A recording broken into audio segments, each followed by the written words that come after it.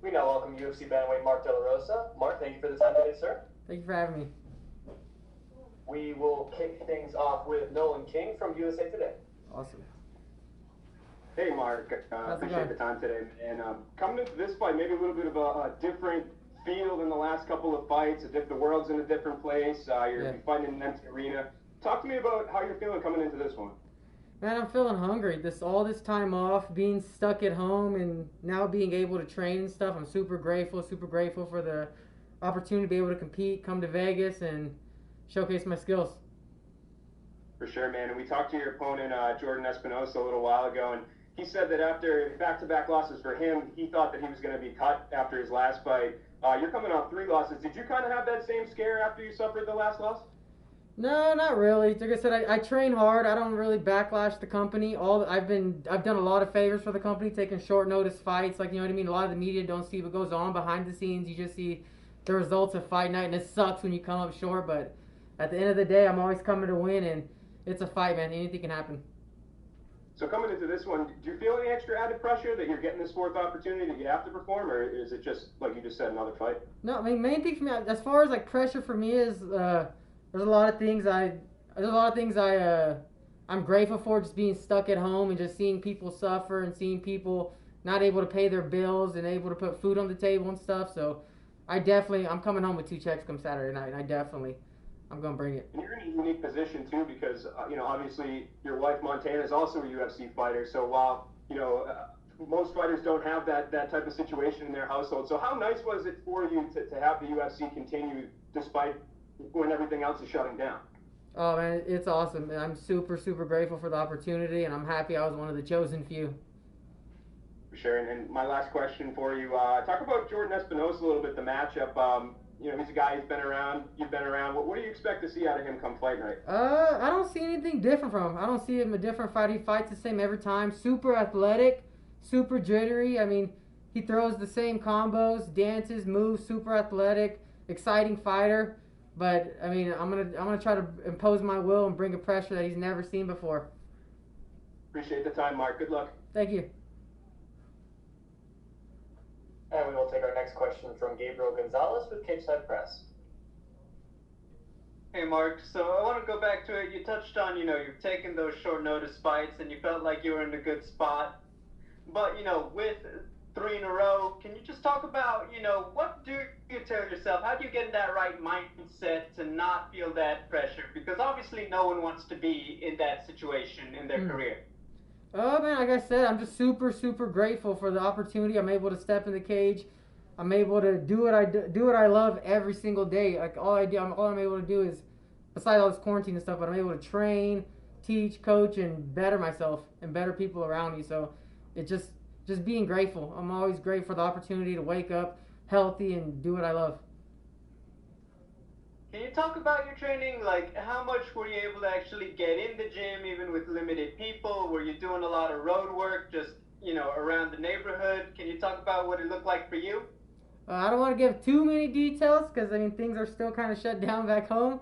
But let's just say I was able to get good training in and get my bodies in, and then I finished my fight camp in California at Team Oyama, and then I finished my last 2 weeks here in Vegas, and I was able to use Extreme Facility, and like I got to train like Alex Perez, Louis Smoka, and I had bodies. I constantly had bodies.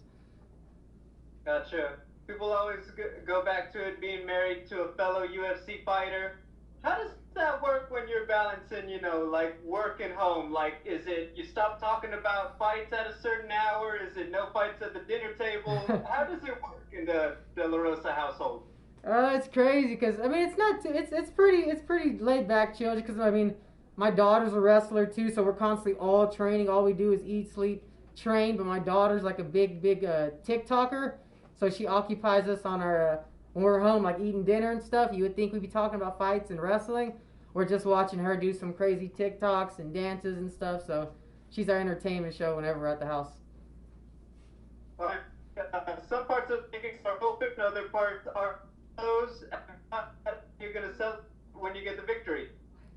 To be honest, I mean I don't think I'm gonna celebrate in Vegas a little bit that night, but I'm gonna stay in shape. I'm gonna stay ready, and hopefully they send us both to Fight Island. Hey, thank you, Mark. Thank you. And we will take our next set of questions from Zach Aklev with UFC.com.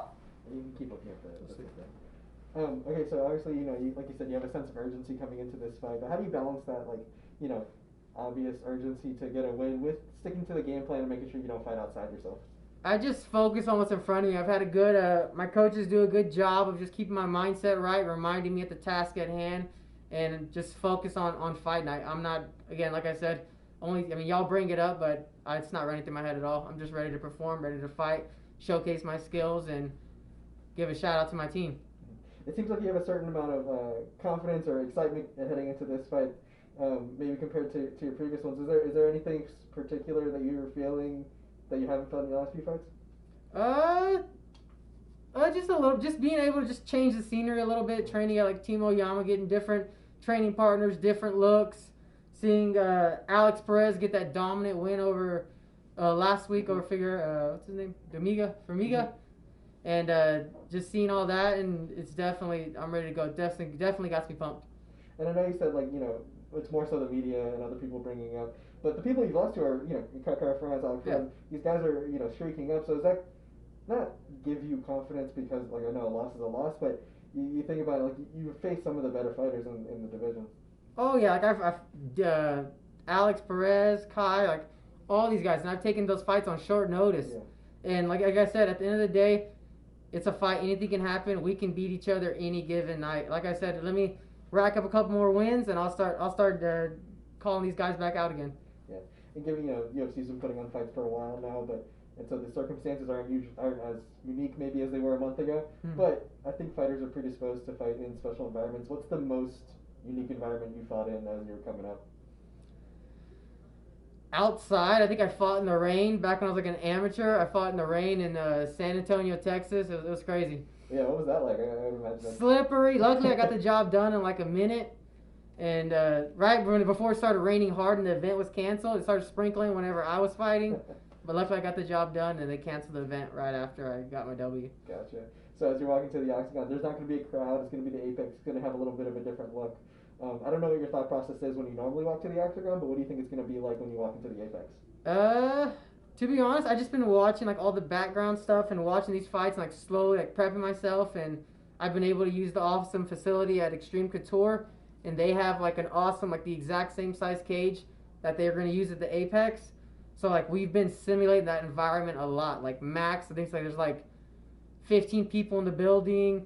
I can hear my coaches. I can hear the other guy I'm sparring with, or whoever I'm going with. I can hear their coaches. It's honest. It's gonna feel like a sparring session. Is what it's gonna feel like to me. And then last thing for me, like you said, Jordan Espinosa is a guy who's really athletic, and you kind of get a sense of his style. What kind of aspects of your game are you excited to show that he will pull out of you? It just depends how he shows up. If he's gonna run, I mean, we'll see. We'll see if he wants to stand. It just depends. I just gotta have to set some traps and see what he bites on, and depending what he bites on, I'll be able to display. And are you thinking about the smaller cage at all and how that might change things, or is it a factor? I think it's gonna. Yeah, I do. I think it's gonna favor me a lot. It's gonna be easier because I know Jordan likes to use his footwork a lot and go left, go right, go lateral and stuff. So it's gonna be easier for me to cut that cage off. Gotcha. Thanks, man. Thank you. Perfect. Thank you, Mark. That is all the questions we had for you. Thank so you. You're good to go. Awesome. Thank you. Cool.